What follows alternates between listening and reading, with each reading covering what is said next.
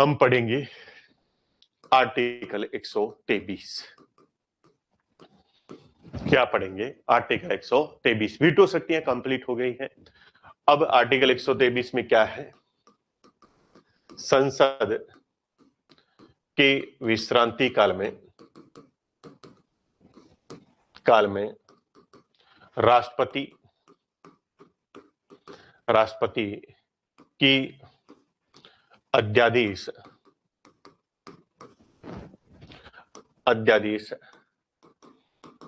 प्रख्यापित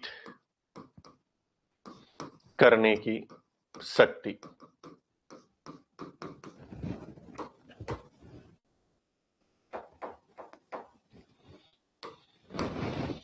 संसद के विश्रांति काल में, किसके विश्रांति काल में बताओ? संसद के विश्रांति काल में राष्ट्रपति की ऑर्डिनेंस अध्यादेश प्रख्यापित करने की शक्ति। इसी आर्टिकल को मैं क्या कर रहा हूं साथियों, दो को इधर लिख रहा हूं, एक को इधर लिख रहा हूं, तो ये क्या बन गया? तो ये आर्टिकल बन गया हमारा 213। आर्टिकल 213 में क्या लिखा हुआ है?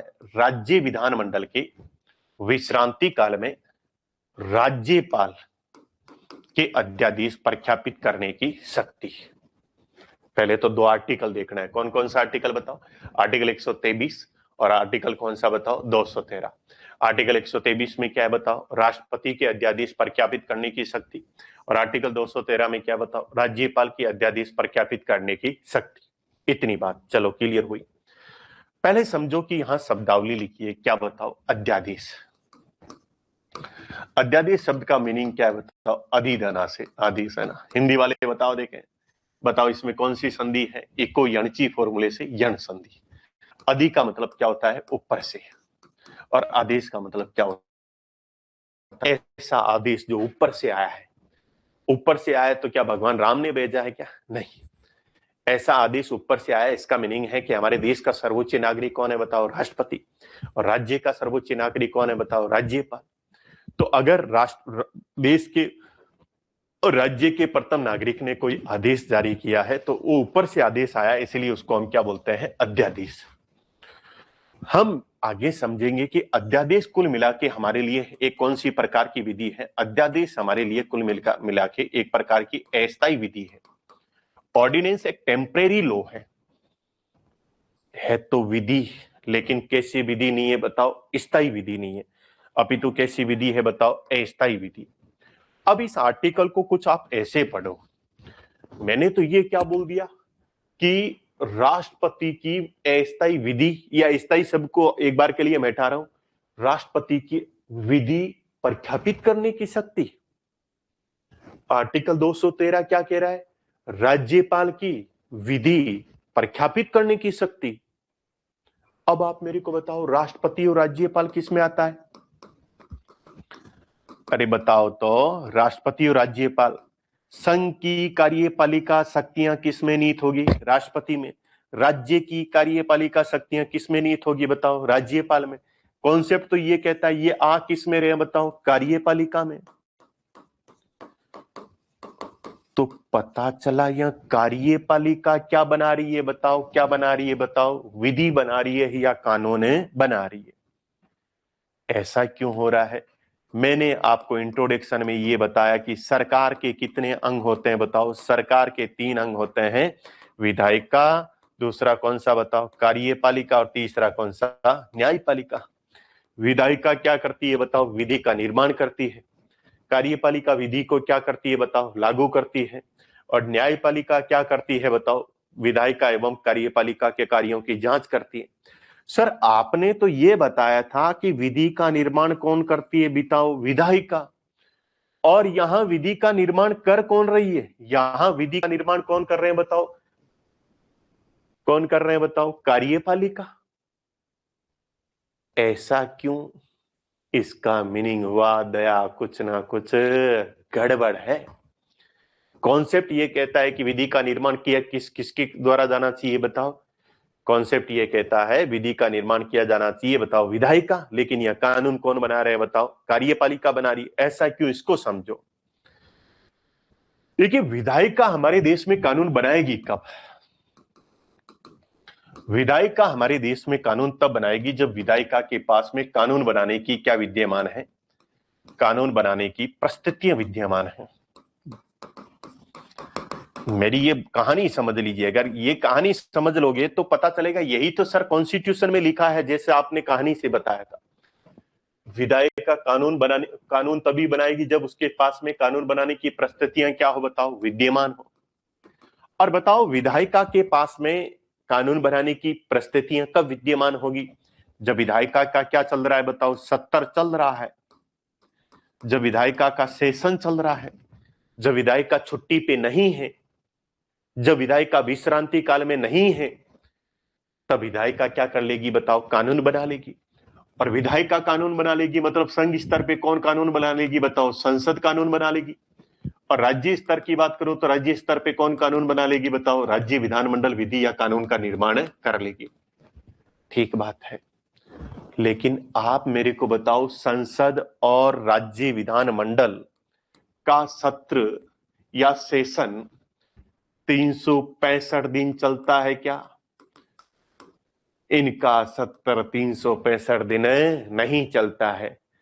कभी चलता है बजट सत्र, फिर छुट्टियां जाती है, कभी चलता है मानसून सत्र, फिर छुट्टियां आ जाती है, कभी चलता है शीतकालीन सत्र, फिर से क्या आ जाती है, बताओ, छुट्टियां आ जाती है। तो मामला ये है, अगर मान लीजिए कि अचानक से हमें कभी भी किसकी आवश्यकता हो गई, अचानक से कभी भी देश में विधि की आवश्यकता हो गई,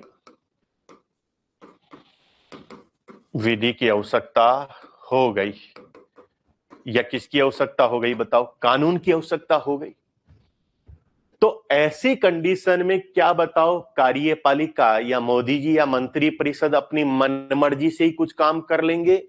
या ऐसी कंडीशन में भी अगर हमारे देश में कुछ कार्य करना है तो किसके अकॉर्डिंग करना है, विधि के अकॉर्डिंग करना है, क्योंकि हमारे देश में किसी व्यक्ति का शासन नहीं है, अपितु किसका शासन है, बताओ, विधि का शासन है। तो अब ऐसी परिस्थिति में जब हमारी विधायिका का क्या नहीं चल रहा है, सत्र नहीं चल रहा है, अर्थात हमारे देश में कानून बनाने की परिस्थितियां विद्यमान नहीं है। अगर देश में कानून बनाने की परिस्थितियां विद्यमान नहीं है तो ऐसी स्थिति में कानून कौन बनाएगी? तो ऐसी स्थिति में कानून कौन बनाएगी? कोई ना कोई तो कानून बनाने वाला होना चाहिए, ताकि हम हमारे देश में जो विधि के शासन का जो प्रोविजन है या विधि के शासन की सर्वोच्चता के सिद्धांत की पालना कंटिन्यूअस कर सके। हमारे देश में निरंतर रूप से हम कौन से शासन को बनाकर रख सके, विधि के शासन को बनाकर रख सके। अब मोटा मोटा एक लाइन यहां से आपके दिमाग में बैठ जानी चाहिए कि सर, राष्ट्रपति और राज्यपाल अध्यादेश तभी प्रख्यापित करेंगे जब कानून बनाने की परिस्थितियां विद्यमान नहीं है। और यहां से हमको यह समझ में आ रही है कि जब संसद छुट्टी में चल रही है या राज्य में जब राज्य विधानमंडल छुट्टी में चल रही है, तब कानून बनाने की परिस्थितियां क्या नहीं है, बताओ, विद्यमान नहीं है। तब राष्ट्रपति और राज्यपाल क्या जारी कर लेंगे, बताओ, अध्यादेश जारी कर लेंगे। लेकिन जब संसद का सत्र चल रहा है वहां पे, और राज्य में जब राज्य विधानमंडल का सत्र चल रहा है, तो क्रम से क्या राष्ट्रपति और राज्यपाल इधर अध्यादेश जारी कर पाएंगे? नहीं। क्यों? क्योंकि सर, तब तो कानून बनाने की परिस्थितियां विद्यमान है ना, तब तो सत्र चल रहा है। और तब अगर देश में नए कानून की आवश्यकता हुई तो नया कानून कौन बना लेंगे? नए कानून बना लेगी, बताओ कौन, बताओ, संसद और राज्य विधानमंडल। तब हमें किसकी आवश्यकता नहीं है, तब अध्यादेश जारी करवाने की क्या नहीं है, बताओ, आवश्यकता नहीं है। अभी मैं आर्टिकल 123 के लैंग्वेज पे नहीं आया हूं, अभी तो हम कहानी क्रिएट कर रहे हैं, ताकि यह कहानी लंबे टाइम तक आपके माइंड में सस्टेन रहेगी, तभी आप आर्टिकल 123 और 213 को लंबे टाइम तक सस्टेन रख पाओगे। चलो, समझ में आ गया। सर, आपने लिखा है राष्ट्रपति की अध्यादेश प्रख्यापित करने की शक्ति, ये शब्द क्या लिख दिया आपने? अगर हमारे नोट्स में जारी करने की शक्ति लिखा हुआ है तो यहां पे लिखना क्या है, ध्यान रखो, लिखो राष्ट्रपति की अध्यादेश प्रख्यापित करने की शक्ति। सर, इनमें भी कुछ अंतर होता है क्या? किसमें अंतर होता है? अध्यादेश प्रख्यापित करने की शक्ति और अध्यादेश जारी करने की शक्ति में भी कुछ अंतर होता है क्या? देखो, जब भी अध्यादेश प्रख्यापित करने की शक्ति का उल्लेख इसलिए है कॉन्स्टिट्यूशन में शब्दावली के रूप में, जब भी कोई विधायी शक्ति का कोई आदेश होता है, विधायी शक्ति का कोई आदेश होता है, तो उसके लिए कौन सी शब्दावली प्रयोग में ली जानी चाहिए बताओ? प्रख्यापित। और जब कोई कार्यपालिका शक्ति का कोई आदेश होता है, तो उसको हम क्या बोलेंगे बताओ? जारी करना।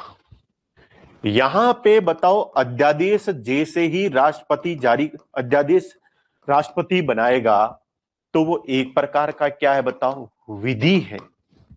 एक प्रकार का क्या है बताओ? कानून है। क्योंकि इस अध्यादेश में कानून का भाव है। यह अध्यादेश उसी प्रकार से है जिस प्रकार से संसद ने कोई कानून बनाया है, इसीलिए इसको हम क्या बोलेंगे? प्रख्यापित। मतलब भाई साहब, राष्ट्रपति ने थप्पा मार के कुछ स्थापित कर दिया, प्रख्यापित कर दिया। क्या प्रख्यापित कर दी? एक विधि क्या कर दी बताओ? प्रख्यापित कर दी। लेकिन जारी करने की शक्ति का मतलब क्या है? कि इसकी तो हम कार्यपालिका बोलते हैं ना, कि आज राजस्थान सरकार ने ये आदेश जारी किया, इसका मीनिंग है, उसका पर्पज होता है लोगों को केवल क्या कर देना बताओ? सूचना देना। अब मेरे को हमारे नोट्स में भी अपडेट करना है, ठीक है? क्यों अपडेट करना है? लिखना है यहाँ पे क्या जारी करना बताओ? प्रख्यापित करने की शक्ति लिखना है, क्या नहीं लिखना है बताओ? जारी करने की शक्ति नहीं लिखना है। क्योंकि प्रख्यापित करने की शक्ति का तात्पर्य है, इसमें कौन सा भाव आता है बताओ? विधायी शक्ति का भाव आता है। और राष्ट्रपति और राज्यपाल द्वारा अध्यादेश जारी करना उनकी कौन सी शक्ति का पार्ट है बताओ? विधायी शक्ति का पार्ट है। कौन सी शक्ति का पार्ट है? विधायी शक्ति का पार्ट है।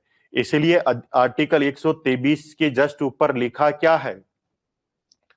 अध्यादेश, उसमें लिखा है राष्ट्रपति की विधायी शक्ति। राष्ट्रपति की कौन सी शक्ति बताओ? विधायी शक्ति। राष्ट्रपति की विधायी शक्ति क्या है बताओ? राष्ट्रपति की विधायी शक्ति यहां पे हम पढ़ रहे हैं, अध्यादेश प्रख्यापित करने की जो शक्ति है, अध्यादेश प्रख्यापित करने की जो शक्ति है, वो राष्ट्रपति की कौन सी शक्ति है जी? विधायी शक्ति है। और शब्दावली क्या लिखनी है बताओ? प्रख्यापित करना। सर क्या बात करते हो, अभी तो आर्टिकल 123 में आया ही नहीं। बिल्कुल नहीं आया जी, मैं अभी तक तो ये समझ लिया, राष्ट्रपति के अध्यादेश प्रख्यापित करने की। अब आरपीएससी का ट्रेंड तो समझो, सिंपल क्वेश्चन बताओ, आर्टिकल 123 में क्या लिखा है? राष्ट्रपति के अध्यादेश जारी करने की शक्ति लिखा है, अधिकार लिखा है, प्राधिकार लिखा है, क्या लिखा है? ये भी समझा दूं।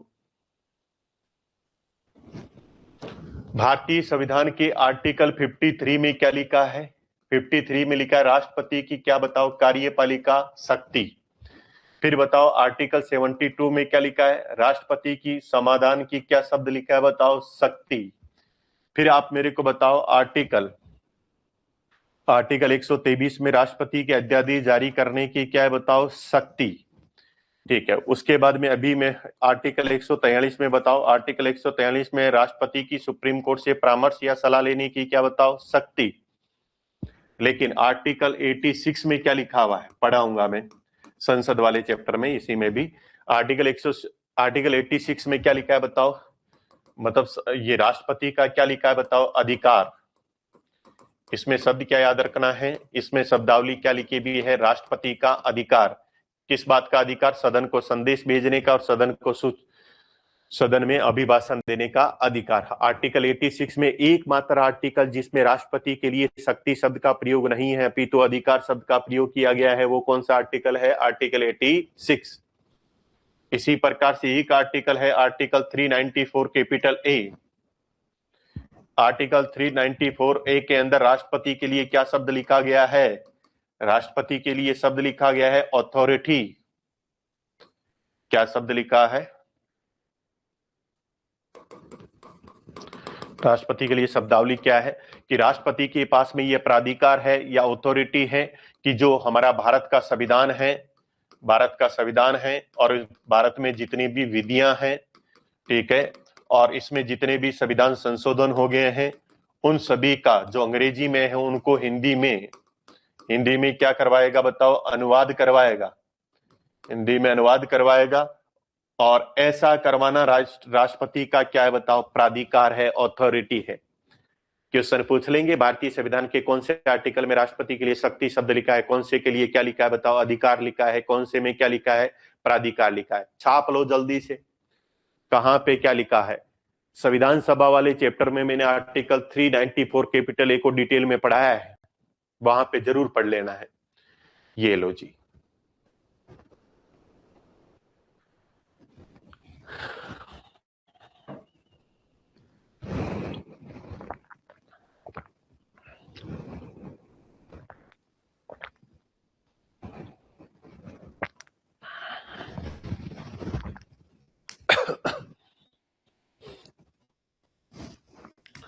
ठीक है, आपने ये विजुलाइज कर लिया, छाप भी लिया होगा। वापस चलता हूं मैं, क्या लिखा देखो, संसद के विश्रांति काल में राष्ट्रपति की अध्यादेश प्रख्यापित करने की शक्ति। मैंने ये समझा दिया राष्ट्रपति के अध्यादेश क्या है, प्रख्यापित करने की क्या है बताओ, शक्ति शब्द लिखा है। अब देखो कब जारी करेगा अध्यादेश राष्ट्रपति बताओ। मैंने कहा राष्ट्रपति अध्यादेश उस समय जारी करेगा जब बताओ देश में कानून बनाने की परिस्थितियां विद्यमान नहीं है तब जारी करेगा, या देश में जब कानून बनाने की परिस्थितियां विद्यमान है तब जारी करेगा। अरे कानून बनाने की परिस्थितियां विद्यमान है तो कानून बना कौन लेगी, वहां पे संसद, और राज्य में कौन बना लेगी, राज्य विधानमंडल। तो राष्ट्रपति तो अध्यादेश तब जारी करेगा जब देश में कानून बनाने की परिस्थितियां क्या नहीं है बताओ, विद्यमान है नहीं है। अब देश में कानून बनाने की परिस्थितियां विद्यमान नहीं है, इसका मीनिंग क्या है बताओ, संसद कौन से काल में है बताओ, विश्रांति काल में, रेसेज की अवस्था में है। सांसद क्या कर रहे हैं बताओ, सो रहे हैं। संसद का क्या नहीं चल रहा है बताओ, सत्र नहीं चल रहा है। तब जाके राष्ट्रपति क्या जारी करेगा बताओ, अध्यादेश जारी करेगा। ये मैंने आर्टिकल 123 की हेडिंग पढ़ाई है आपको। अब आर्टिकल 123 की लैंग्वेज देखते हैं कि आर्टिकल 123 की लैंग्वेज में लिखा क्या है। आर्टिकल 123 के अनुसार, आर्टिकल 123 में क्या लिखा है, यदि संसद सत्र में नहीं चल रहा है, या कोष्टक में लिख दूं, एज इट इज लैंग्वेज क्या है, संसद विश्रांति काल में है, संसद रेसिस की अवस्था में है। यदि संसद का सत्र नहीं चल रहा है या संसद कौन से काल में है, विश्रांति काल में है, तथा शब्द देखो या नहीं लिखा है। एक बात तो लिखी है कि यदि संसद सत्र में नहीं चल रहा है, यानी संसद कौन से काल में है, विश्रांति काल में है, तथा राष्ट्रपति को इस बात का समाधान हो जाए, समाधान के लिए आप सिंपल में याद रख सकते हो, संतुष्टि हो जाए, राष्ट्रपति को इस बात का समाधान हो जाए, सेटिस्फेक्शन हो जाए कि देश में ऐसी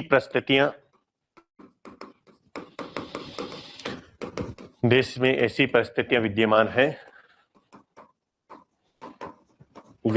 है जिसमें तत्काल कार्यवाही करने की आवश्यकता है, कार्यवाही करने की क्या है, आवश्यकता है, इमीडिएट एक्शन लेने की आवश्यकता है।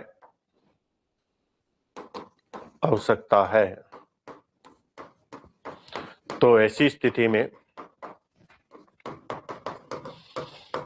स्थिति में राष्ट्रपति क्या कर सकता है, राष्ट्रपति आर्टिकल 123 का प्रयोग करते हुए क्या कर देगा बताओ, अध्यादेश जारी कर देगा।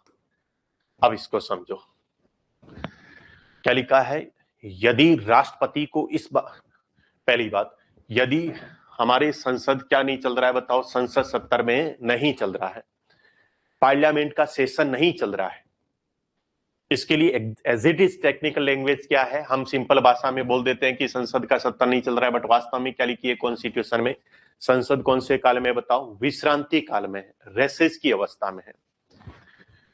सिंपल ये है कि देखिए हमारे यहां सत्र चलता है, बजट सत्र, और मान लीजिए कि सत्र की समाप्ति हुई।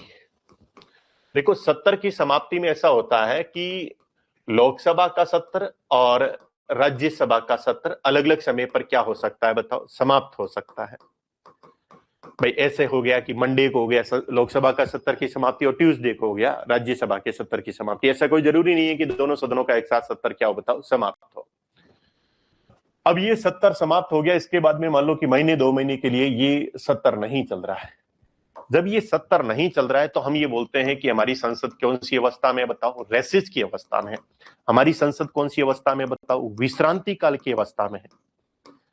हमारी संसद क्या कर रही है बताओ, सो रही है। अगर हमारी संसद सो रही है, हमारी संसद विश्रांति काल में, तो एक काम तो नहीं कर सकती, क्या बनाने वाला, कानून बनाने वाला काम तो नहीं कर सकती।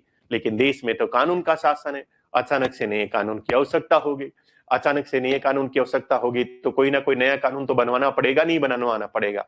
और वो जो नया कानून बनाना पड़ेगा, हम वो राष्ट्रपति क्या जारी कर देगा, अध्यादेश जारी कर देगा। ठीक है, सरकारी मास्टर भी कभी न कभी विश्रांति काल में रहते हैं। जब गर्मियों की छुट्टियां आती हैं तो गर्मियों की छुट्टियां सरकारी मास्टर जी के लिए कौन सा काल में बताओ, विश्रांति काल में है। यहाँ पे साथियों आपने एक किस्सा भी सुना होगा, कई बार क्या होता है, एक 3 दोस्त थे, एक जिला कलेक्टर थे उनमें से, और एक कोई सरकारी मास्टर जी थे, और एक थे जिसपे कौन थे, कोई बैंक मैनेजर थे। उनके बीच में क्या हो गया कि सब अपना अपना क्या गिना रहे थे बताओ, पावर गिना रहे थे। जिला कलेक्टर अपना पावर गिना रहा था कि भाई साहब मेरे पास में गाड़ी बंगला, ये इतने कर्मचारी होते हैं, ये सब कुछ बता रहे थे। दूसरी तरफ बैंक का मैनेजर भी बता रहा था कि भाई साहब बड़े बड़े लोग मेरे पास में क्या लेने के लिए आते हैं बताओ, लोन लेने के लिए आते हैं, मेरी इच्छा हुई तो मैंने लोन दिया, नहीं होती नहीं दिया। अब सरकारी मास्टर जी चुप बैठे थे। सरकार, दोनों दोस्तों ने बोला सरकारी मास्टर जी को, भाई तू भी तो कुछ बता। सरकारी मास्टर जी ने क्या बोला, देख भाई मेरे पास तो है 1 से 1.5 महीने की कौन सी छुट्टियां बताओ, गर्मियों की छुट्टियां।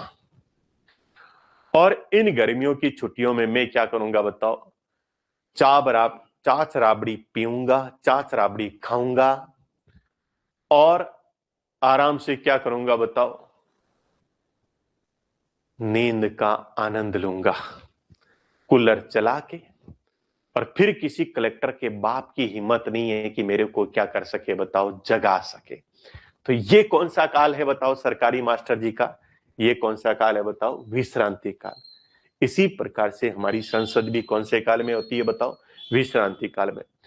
तो देखो इस आर्टिकल की लैंग्वेज पढ़ने पर हमें पता चलता है कि अध्यादेश जारी करवाने की 2 शर्तें हैं, केवल एक शर्त नहीं। पहली शर्त तो यही है, पहले तो ये होना ही चाहिए कि संसद विश्रांति काल में है। आगे पढ़ो, तथा प्रेसिडेंट को इस बात का सेटिस्फेक्शन हो जाए, किसको सेटिस्फेक्शन, राष्ट्रपति को इस बात का समाधान हो जाए, इस बात का सेटिस्फेक्शन हो जाए। और आपको पता है पति का सेटिस्फेक्शन होता है क्या, नहीं, पत्नी का सेटिस्फेक्शन होता है। इसका मीनिंग है यहां किसका सेटिस्फेक्शन होगा बताओ, राष्ट्रपति का सेटिस्फेक्शन होगा, या व्यवहारिक रूप में प्रधानमंत्री और मंत्री परिषद का सेटिस्फेक्शन होगा, प्रधानमंत्री एवं मंत्री परिषद का सेटिस्फेक्शन होगा। क्योंकि राष्ट्रपति अध्यादेश जारी करेगा, राष्ट्रपति अध्यादेश प्रख्यापित करेगा, मतलब किसकी सलाह पर करेगा, मंत्री परिषद की सलाह पे। बताने की जरूरत ही नहीं है, सब कुछ मंत्री परिषद की सलाह पर होने वाला है। तो राष्ट्रपति को इस बात का सेटिस्फेक्शन हो जाए, क्या सेटिस्फेक्शन हो जाए, कि हमारे देश में ऐसी परिस्थितियां पैदा हो गई है जिसमें हमें क्या करने की आवश्यकता है, तत्काल कार्रवाई करने की आवश्यकता है, इमीडिएट एक्शन लेने की आवश्यकता है, तभी जाके राष्ट्रपति क्या करेगा बताओ, अध्यादेश जारी करेगा, अन्यथा नहीं। तो अध्यादेश जारी करने की कितनी शर्तें हैं बताओ, कितनी कंडीशन है। पहली शर्त क्या है, पहली शर्त तो यह है कि हमारा संसद क्या नहीं हो बताओ, संसद कौन से काल में बताओ, विश्रांति काल में, पहली शर्त। दूसरी शर्त क्या है बताओ, दूसरी शर्त यह है कि राष्ट्रपति को क्या हो जाए बताओ, सेटिस्फेक्शन हो जाए। और जहां कहीं पे भी राष्ट्रपति का सेटिस्फेक्शन होता है, इसका मीनिंग है व्यवहारिक रूप में किसका सेटिस्फेक्शन देखते हैं, मंत्री परिषद एवं प्रधानमंत्री का सेटिस्फेक्शन देखते हैं। तो प्रधानमंत्री और मंत्री परिषद की सलाह पर राष्ट्रपति का सेटिस्फेक्शन कंप्लीट हो जाएगा। तो ऐसी कंडीशन में राष्ट्रपति क्या कर देगा बताओ, तब अध्यादेश जारी कर देगा। ये है कौन से आर्टिकल की लैंग्वेज, आर्टिकल 123 की लैंग्वेज।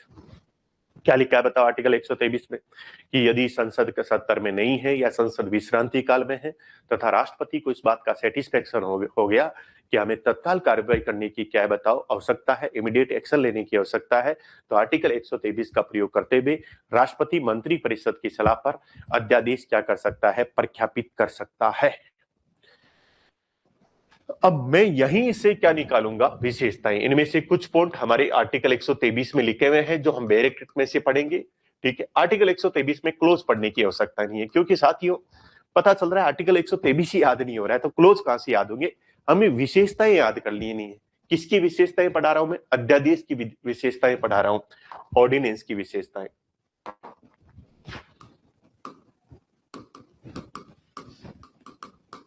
अध्यादेश की विशेषताएं, ठीक है जी, पढ़ते हैं। पहली विशेषता, पहली क्या है, पहले अभी हमने आर्टिकल 123 में से निकालते हैं। अध्यादेश तब जारी किया जाएगा सब जब संसद क्या है बताओ, विश्रांति काल में। ये आपको इसको सिंपल भाषा में आज तक हम ये बोलते आए हैं कि संसद का क्या नहीं चल रहा है बताओ, संसद का सत्र नहीं चल रहा है, संसद का सत्र नहीं चल रहा है, तब जाके राष्ट्रपति क्या करेगा बताओ, अध्यादेश जारी करेगा। ठीक बात है। अब आप मेरे को यहां पे चैट बॉक्स में अपना आंसर बताना, देखें क्या बताओगे। देखो मैंने कहा आज की डेट में ऐसा है कि लोकसभा का सत्र चल रहा है, यानी आज के दिन लोकसभा का सत्र चल रहा है, लेकिन आज के दिन किसका सत्र नहीं चल रहा है, राज्यसभा का सत्र नहीं चल रहा है। तो आप मेरे को बताओ क्या आज के दिन राष्ट्रपति अध्यादेश जारी कर सकता है या नहीं कर सकता है।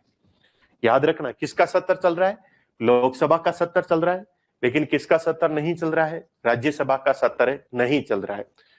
तो क्या राष्ट्रपति अध्यादेश जारी कर सकता है या नहीं कर सकता है, बताओ देखिए जल्दी से। जब तक आप नहीं बताओगे तब तक मैं आगे नहीं बढ़ूंगा, बड़ा सोच के बताना है।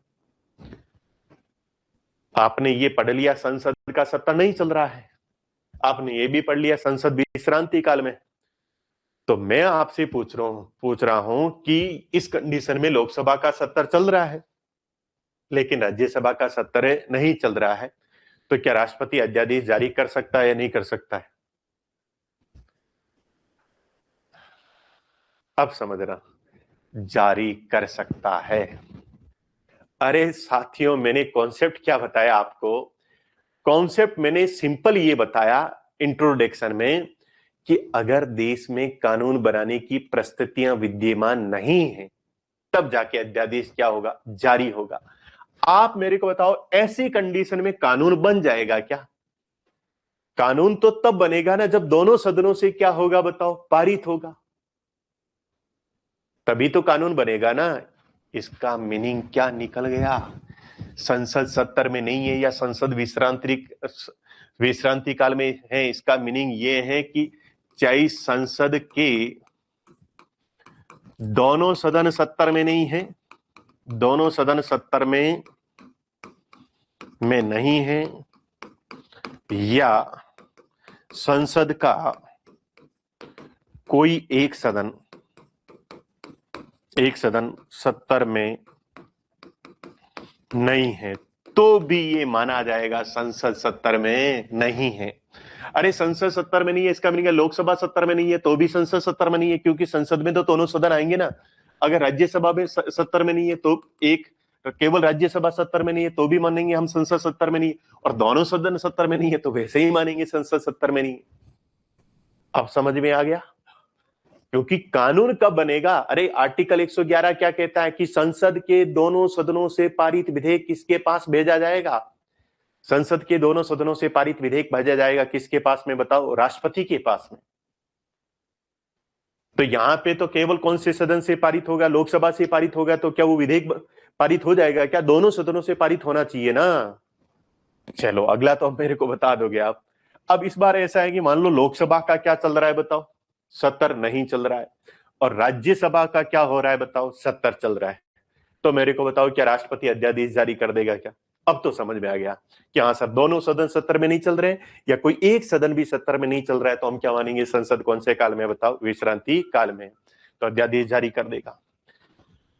इस बार यही हुआ कि इसका भी 70 नहीं चल रहा है, इसका भी 70 नहीं चल रहा है, तो क्या राष्ट्रपति अध्यादेश जारी कर देगा? बिल्कुल। इस बार तो दोनों सदनों का 70 नहीं चल रहा है, तो राष्ट्रपति क्या जारी कर देगा? अध्यादेश जारी कर देगा। अगला, पता चला लोकसभा का भी 70 चल रहा है, राज्यसभा का भी 70 चल रहा है, तो क्या राष्ट्रपति अध्यादेश जारी कर देगा क्या? अरे इस बार तो दोनों सदनों का 70 चल रहा है, इसका मीनिंग है संसद विश्रांति काल में नहीं है। अगर देश में नया कानून की आवश्यकता है तो कौन बना देगी? संसद ही बना देगी। राष्ट्रपति से अध्यादेश प्रख्यापित करवाने की आवश्यकता है? नहीं, अध्यादेश जारी नहीं कर पाएगा। समझ में आया? क्या समझ में आया? पहला पॉइंट विशेषता में कि यदि संसद विश्रांति काल में है, ठीक है, संसद विश्रांति काल में है या संसद का 70 नहीं चल रहा है, तो राष्ट्रपति अध्यादेश जारी कर सकता है। यहां संसद 70 में नहीं है, इसका तात्पर्य क्या होगा?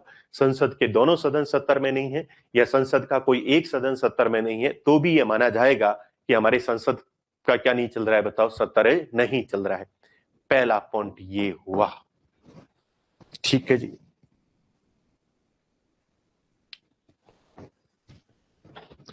दूसरी बात यह है कि जब भी हमारे यहां राष्ट्रपति अध्यादेश जारी करेगा,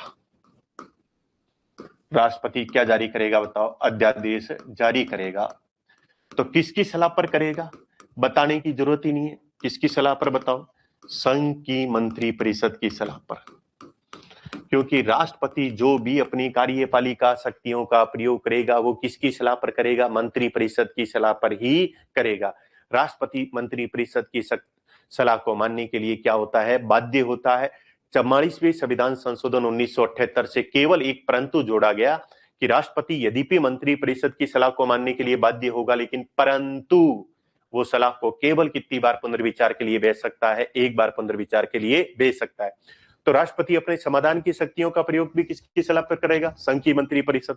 राष्ट्रपति अध्यादेश जारी करने की शक्ति का प्रयोग भी किसकी सलाह पर करेगा बताओ? संघ की मंत्रिपरिषद पर की सलाह पर। राष्ट्रपति संसद का 70 बुलाएगा, संसद का सत्रावसान करेगा, किसकी सलाह पर करेगा बताओ? मंत्रिपरिषद की सलाह पर। राष्ट्रपति लोकसभा का विघटन करेगा, किसकी सलाह पर? संघ की मंत्रिपरिषद की सलाह पर। ठीक है। तीसरा पॉइंट यह हुआ कि जो अध्यादेश है, अध्यादेश एक प्रकार की कैसी विधि है? अस्थायी विधि है। अध्यादेश किस प्रकार की विधि है? एक प्रकार की अस्थायी विधि है, एक प्रकार का टेम्परेरी लॉ है। किस प्रकार की विधि है? अस्थायी विधि। स्थायी विधि नहीं है। कैसी विधि है तो विधि, है तो कानून। राष्ट्रपति द्वारा जारी अध्यादेश में वही प्रभाव होता है जो संसद द्वारा, राष्ट्रपति द्वारा प्रख्यापित अध्यादेश में वही प्रभाव होता है जो संसद के द्वारा पारित विधेयक में होता है। और उसके बाद में विधेयक राष्ट्रपति के सिग्नेचर करने के बाद में क्या बन जाता है बताओ? अधिनियम बन जाता है। लेकिन अधिनियम क्या होता है? अधिनियम होती है स्थायी विधि, परमानेंट लॉ। लेकिन ऑर्डिनेंस कौन सा लॉ है बताओ? ऑर्डिनेंस है हमारा टेम्परेरी लॉ। अध्यादेश हमारी कौन सी विधि है साथियों? अस्थायी विधि है। इसका मीनिंग है तो कानून, लेकिन ये कानून ज्यादा दिन का मेहमान नहीं है। कितने दिन का मेहमान है उसको समझो। कॉन्स्टिट्यूशन क्या बोलता है कि ये अध्यादेश हमारे संसद के पुनः संवेद होने से, किसके संवेद होने से? संसद के पुनः संवेद होने से, रीअसेंबल होने से। शब्द याद रखो, मैं नहीं बोलूंगा बार बार। अगर हमारे नोट्सों में भी करेक्शन करना है तो करते जाओ। क्यों? क्योंकि मैं भी मेरे अपने आप को धीरे धीरे क्या कर रहा हूं? अपडेट कर रहा हूं। आरपीसी भी अपडेट कर रही है। क्या मेरे को पॉलिटी आती है? नहीं, कभी भी नहीं आएगी, है ना। मैं धीरे धीरे चीजों में क्या कर रहे हैं बताओ? सुधार कर रहे हैं। ठीक है। तो यहां क्या लिख रहा है बताओ? संसद का क्या करना बताओ? पुनः संवेद होने पर, रीअसेंबल होने पर। यहां रीअसेंबल क्यों शब्द लिखा है इसको भी मैं समझाऊंगा, पुणे 70 में आने शब्द क्यों नहीं लिखा है उसको भी मैं क्लियर करूंगा। तो संसद के पुणे समवेत होने से ये जो अध्यादेश है वो कितने सप्ताह तक बना रहेगा? 6 सप्ताह। बताओ 6 महीने लिखा है, 6 सप्ताह लिखा है, या 6 वर्ष लिखा है? क्या लिखा है? 6 सप्ताह। 6 इंटू 7 करो, कितने दिन हो गए? 7 संग 42 दिन तक बना रहेगा कुल मिला के। लेकिन 42 दिन लिखा है या 6 सप्ताह लिखा है? 6 सप्ताह लिखा है। तो संसद के पुणे समवेत होने से यह जो अध्यादेश है 6 सप्ताह तक बना रहेगा। अगर 6 सप्ताह के भीतर इसको संसद ने क्या नहीं किया, संसद ने इसको अप्रूवल नहीं दिया, संसद ने इसको क्या नहीं किया, अनुमोदन नहीं दिया, तो ऐसी कंडीशन में 6 सप्ताह के भीतर ये स्वतः ही क्या हो जाएगा? समाप्त हो जाएगा। कितने सप्ताह के भीतर स्वतः ही समाप्त हो जाएगा? बताओ। 6 सप्ताह के भीतर ये जो अध्यादेश है वो स्वतः ही क्या हो जाएगा? समाप्त हो जाएगा। तो 6 सप्ताह के भीतर ये पार्लियामेंट क्या कर सकती है? अगर पार्लियामेंट ने इसको क्या कर दिया, अनुमोदन दे दिया, अप्रूवल दे दिया, तो ऐसी कंडीशन में ये जो अस्थायी विधि थी वो कौन सी विधि बन जाएगी? बताओ। स्थायी विधि। क्यों स्थायी विधि बन जाएगी? लॉजिक समझो आप। कोई विधि अस्थायी विधि से स्थायी विधि कब बनती है? पहले संसद के दोनों सदनों से पारित होता है, फिर राष्ट्रपति सिग्नेचर करता है। इसका मीनिंग है दोनों मिल जाए, संसद मिल जाए और राष्ट्रपति मिल जाए। अस्थायी विधि कौन सी विधि बन गई? स्थायी विधि। हमेशा आर्टिकल 111 वाले मामले में क्या होता है कि संसद के दोनों सदनों से पारित होकर जाता है, फिर राष्ट्रपति के पास जाता है।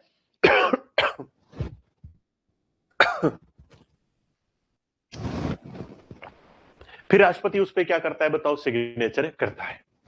इस बार वाले मामले में क्या हुआ? राष्ट्रपति ने पहले मामला बैठा दिया और उसके बाद में किसने अनुमोदन दे दिया? बताओ। संसद ने अनुमोदन दे दिया। तो कौन सी विधि बन जाएगी? बताओ। स्थायी विधि।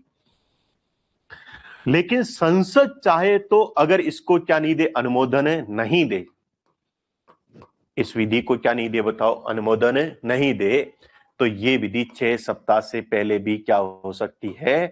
अनुमोदन नहीं दिया, अगर मान लो उसको क्या कर दिया? बताओ। अस्वीकृत कर दिया, तो ऐसी कंडीशन में ये अध्यादेश 6 सप्ताह से पहले ही क्या हो गया? बताओ। समाप्त हो गया।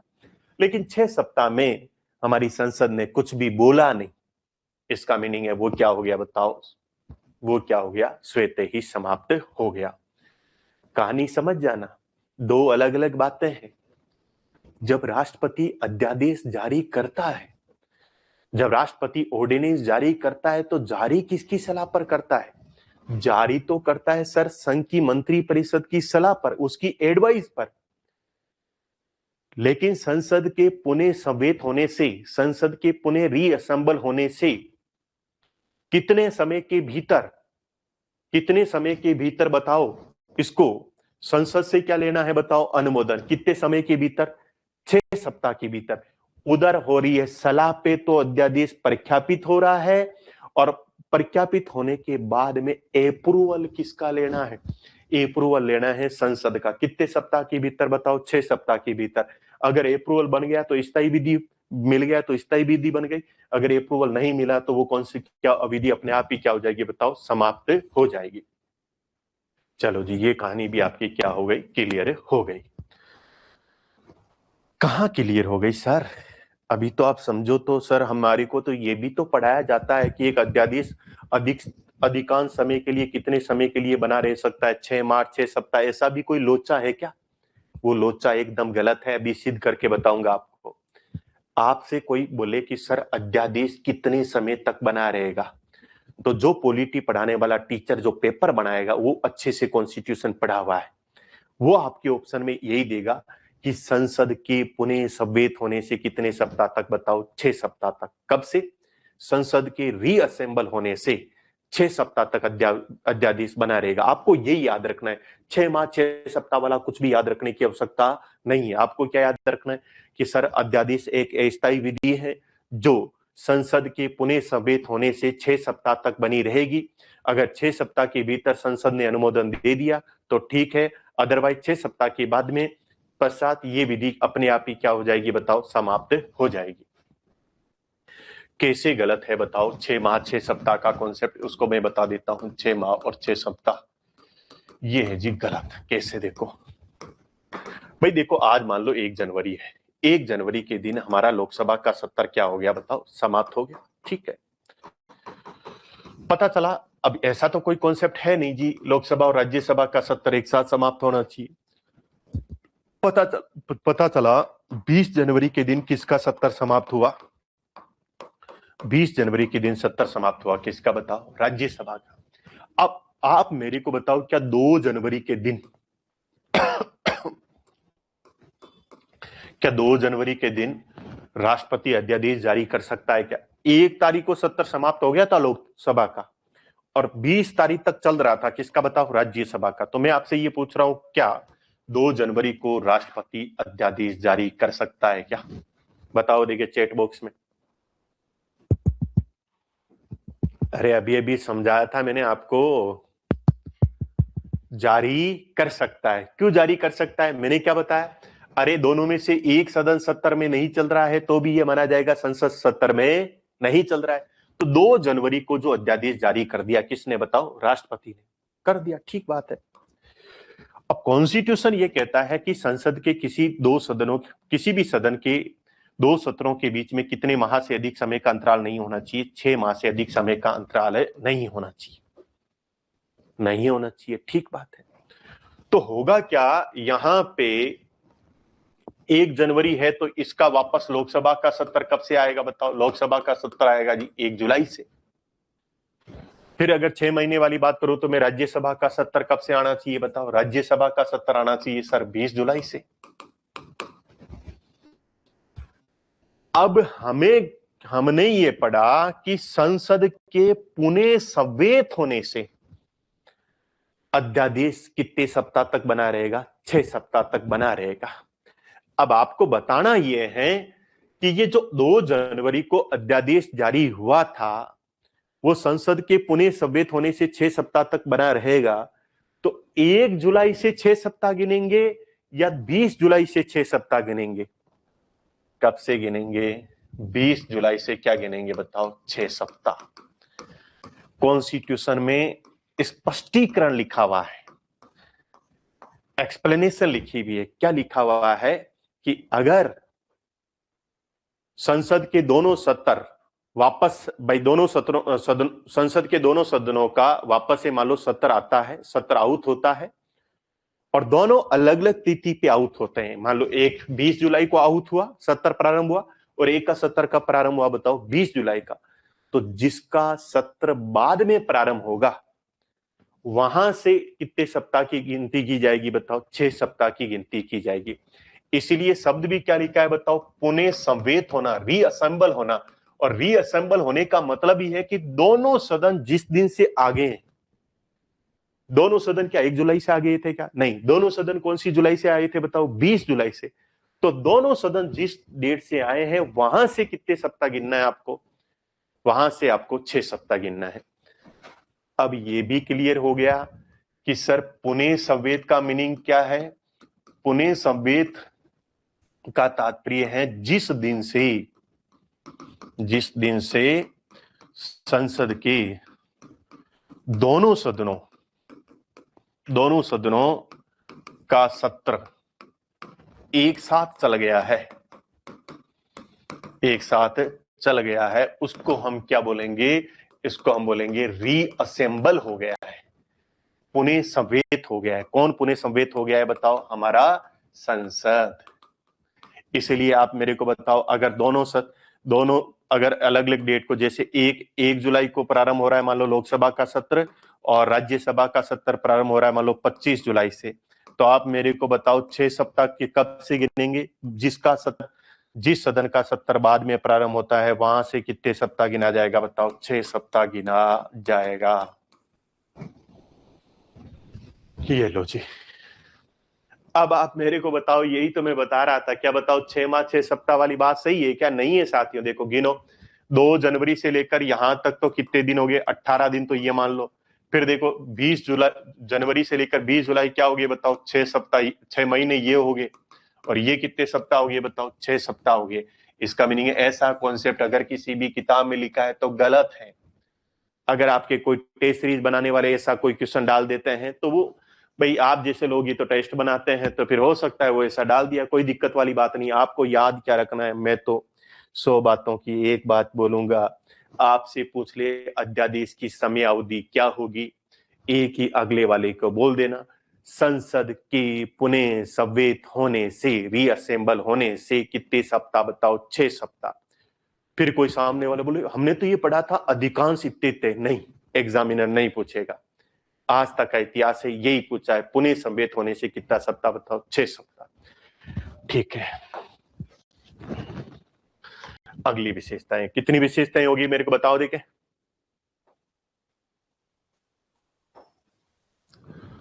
तीन विशेषताएं बता दी मैंने, अब चौथी विशेषता। चौथी विशेषता क्या है कि राष्ट्रपति, या एक सिंपल पॉइंट पहले ये लिख दो कि राष्ट्रपति कभी भी दूसरा आदेश जारी करके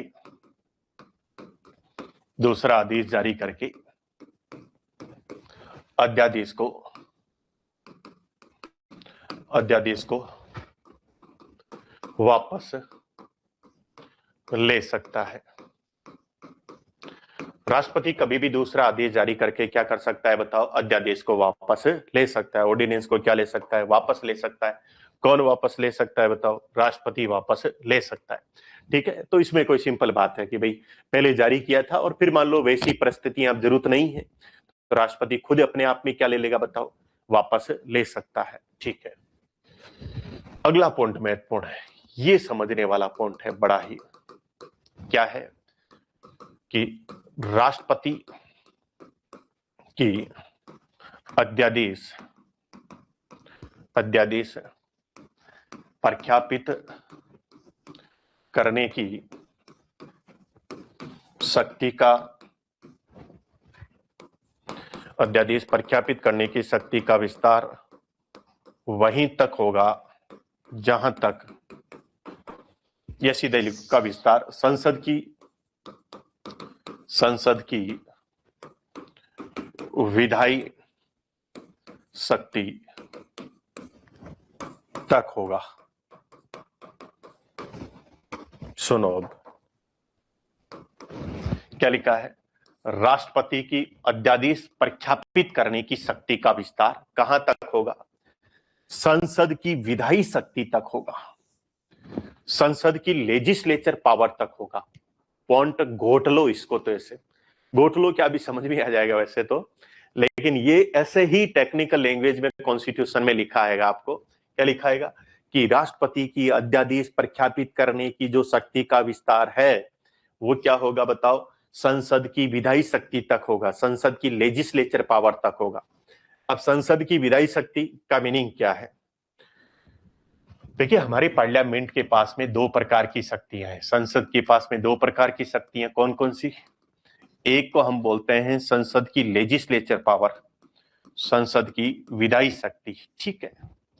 एक हम बोलते हैं संसद की कौन सी शक्ति बताओ, संविधायी शक्ति, यानी कि संसद की कॉन्स्टिट्यूएंट पावर।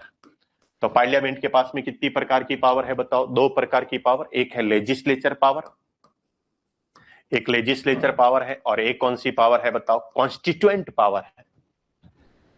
अब संसद की विधायी शक्ति का तात्पर्य क्या होता है कि संसद के द्वारा जो साधारण विधि के निर्माण करने की शक्ति,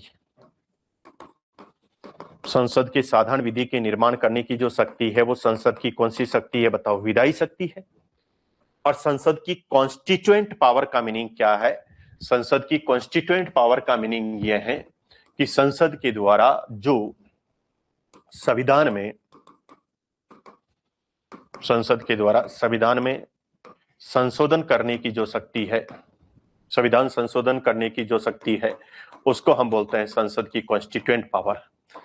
हम आगे पढ़ेंगे, ये जो है हमारे पार्लियामेंट के पास में कौन से आर्टिकल के तहत निहित है, आर्टिकल 361 के क्लोज 1 में ये शब्दावली लिखी हुई है कि संसद अपनी संविधायी शक्ति का प्रयोग करते हुए संविधान के किसी भी भाग में कुछ भी जोड़ सकती है, कुछ भी हटा सकती है और कुछ भी परिवर्तन कर सकती है। संसद अपनी संविधायक शक्ति का प्रयोग करते हुए संविधान के किसी भी भाग में जोड़ने का मतलब परिवर्तन, हटाने का मतलब निरसन और परिवर्तन का मतलब परिवर्तन कर सकती है। ठीक बात है। और आर्टिकल 246 में हमारी संसद के पास में कौन सी शक्ति निहित है बताओ? विधायी शक्ति, साधारण कानून बनाने की शक्ति। जैसे संसद कौन कौन सी सूची के विषय पर कानून बना सकती है? संघ सूची के विषय पर कानून बना सकती है, यस। संसद क्या समवर्ती सूची के विषय पर कानून बना सकती है? यस। इसके अलावा आर्टिकल 248 के तहत हमारी संसद बताओ कौन सी सूची के विषय पर भी कानून बना सकती है? आर्टिकल 248 के तहत हमारी संसद समवर्ती सूची के विषयों पर भी क्या बना सकती है बताओ? कानून बना सकती है। ये हमारे कॉन्स्टिट्यूशन में ऐसे क्या है बताओ? प्रोविजन है। आर्टिकल 248 में, सॉरी ये मिस्टेक हो गई, आर्टिकल 248 के तहत वो कौन सी सूची, कौन से विषय पर बताओ? जो रेजुडरी सब्जेक्ट होते हैं ना, अवशिष्ट विषय, जैसे साइबर क्राइम का मामला हो गया, आर्टिफिशियल इंटेलिजेंसी का मामला हो गया, ये रेजुडरी सब्जेक्ट होते हैं, ठीक है। उन विषयों पर भी हमारी संसद क्या कर सकती है बताओ? कानून बना सकती है। यस, इतनी बात हो गई। अब इस बात में आओ, राष्ट्रपति की अध्यादेश जारी कर अध्यादेश प्रख्यापित करने की शक्ति का विस्तार संसद की कौन सी शक्ति तक होगा? विधायी शक्ति तक होगा। इसका मीनिंग क्या हुआ कि संसद क्या कर सकती है, राष्ट्रपति क्या कर सकता है? संघ सूची के किसी विषय पर क्या कर सकता है? अध्यादेश जारी कर सकता है। राष्ट्रपति क्या कर सकता है? समवर्ती सूची के किसी विषय पर क्या कर सकता है? अध्यादेश जारी कर सकता है, ठीक है। इसके अलावा राष्ट्रपति क्या कर सकता है? राष्ट्रपति अवशिष्ट विषय यानी रेजुडरी सब्जेक्ट के किसी विषय पर क्या कर सकता है? अध्यादेश जारी कर सकता है। लेकिन क्या है? लेकिन राष्ट्रपति क्या, मेरे को बताओ, संविधान संशोधन विधेयक, राष्ट्रपति संविधान संशोधन विधेयक के विषय पर क्या जारी नहीं कर सकता है बताओ? अध्यादेश जारी नहीं कर सकता है। राष्ट्रपति संविधान संशोधन विधेयक के विषय पर अध्यादेश जारी नहीं कर सकता है। क्यों नहीं जारी कर सकता है? आप मेरे को बताओ। देखें, इधर पढ़ो तो, अरे राष्ट्रपति, ये संसद के द्वारा संविधान में संशोधन करने की शक्ति कौन सी शक्ति है बताओ? विधायी शक्ति है या संविधायी शक्ति है? कौन सी शक्ति है बताओ? संविधायी शक्ति। जबकि मैंने क्या बताया कि राष्ट्रपति के अध्यादेश जारी करने की शक्ति का जो विस्तार है वो कहां तक होगा बताओ? राष्ट्रपति की कौन सी शक्ति तक? विधायी शक्ति तक होगा। कौन सी शक्ति तक नहीं होगा? संविधायी शक्ति तक नहीं होगा। चलो अब मैं बना दूं यहां पे क्वेश्चन कथन और कारण का।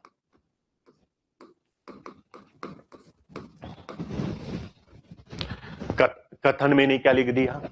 कथन मैंने लिख दिया कि राष्ट्रपति संविधान संशोधन विधेयक के विषय पर अध्यादेश जारी नहीं कर सकता है। तो ये बात सही है कि राष्ट्रपति ऑर्डिनेंस, कॉन्स्टिट्यूशन अमेंडमेंट बिल पे ऑर्डिनेंस जारी नहीं कर सकता, ठीक है। फिर कारण लिख दिया, कारण लिख दिया कि राष्ट्रपति के, संसद के द्वारा संविधान में संशोधन करने की जो शक्ति है वो विधायी शक्ति नहीं है, अपितु कौन सी शक्ति है? संविधायी शक्ति है। तो कारण भी क्या है बताओ? सही है। क्या बताओ? एक दूसरे की व्याख्या कर रहा है क्या? बिल्कुल व्याख्या कर रहा है। क्यों? क्योंकि क्या दिखा है देखो, राष्ट्रपति संविधान संशोधन विधेयक के विषय पर अध्यादेश जारी नहीं कर सकता है क्योंकि संविधान संशोधन करना संसद की विधायी शक्ति नहीं है, अपितु कौन सी शक्ति है? संविधायी शक्ति है। जबकि हमारी संसद, हमारी राष्ट्रपति के जो अध्यादेश प्रख्यापित करने की शक्ति का विस्तार है वो केवल कौन सी शक्ति तक है बताओ? संसद की विधायी शक्ति तक है। ऐसा पढ़ना ही पड़ेगा, इसका कोई सॉल्यूशन नहीं है। ये भी समझा दिया, ये भी समझा दिया। फिर किसी के मेरे माइंड में ये आया, आप मेरे को बताओ, क्या राष्ट्रपति राज्य सूची के विषय पर अध्यादेश जारी कर सकता है क्या? क्या राष्ट्रपति राज्य सूची के विषय पर अध्यादेश जारी कर सकता है क्या? हाँ या ना बताओ। देखे, क्या राष्ट्रपति राज्य सूची के विषय पर अध्यादेश जारी कर सकता है क्या? मैं पानी पी के आ रहा हूं, तब तक मेरे को बताओ। देखें,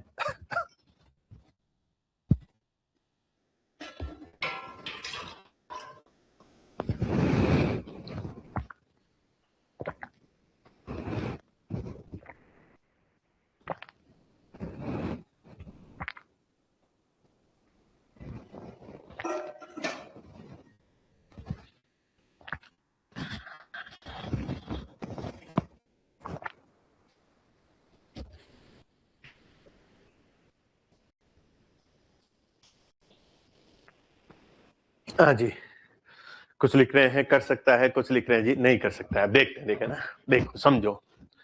सामान्य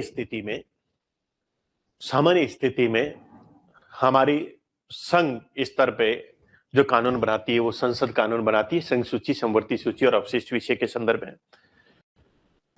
और सामान्य स्थिति में राज्य सूची के विषय पर कानून कौन बनाती है? राज्य विधानमंडल। लेकिन कॉन्स्टिट्यूशन की सबसे बड़ी खतरनाक बात क्या है? हर जगह लेकिन या परंतु लिख देते हैं, है ना। लेकिन को कॉन्स्टिट्यूशन परंतु बोलता है, लेकिन मैं थोड़ा बोलने में आसान रहे इसलिए लेकिन बोल देता हूं ना। परंतु बात क्या है, जब किसी राज्य में क्या लगा हुआ है, जब भारत में आर्टिकल 352 का प्रयोग हो रखा है या किसी राज्य में आर्टिकल 356 का प्रयोग हो रखा है, जब किसी राज्य में, जब देश में क्या लगा हुआ है, राष्ट्रीय आपातकाल, यानी देश में कौन से आर्टिकल का प्रयोग हुआ है बताओ? आर्टिकल 352 का प्रयोग हो रखा है। या राज्य में कौन से आर्टिकल का प्रयोग हो रखा है? राज्य में राष्ट्रपति शासन लगा हुआ है। तो ऐसी स्थिति में अगर संसद का सत्तर नहीं चल रहा है, पहले तो लाइन ये है कि अगर राष्ट्रीय आपातकाल की स्थिति है या किसी राज्य में राष्ट्रपति शासन लगा है, तो ऐसी कंडीशन में उस राज्य से संबंधित जो राज्य सूची के विषय हैं उन पर भी कानून बनाती कौन है बताओ? संसद। इसका मीनिंग सर आप ये बोलना चाह रहे हैं कि राष्ट्रीय आपातकाल की स्थिति में तथा राष्ट्रपति शासन की स्थिति में हमारी जो संसद है उसकी विधायी शक्ति का विस्तार राज्य सूची तक हो जाता है। क्या आप ऐसा ही बताना चाह रहे हैं? जी मैं बिल्कुल ऐसा ही बताना चाह रहा हूं।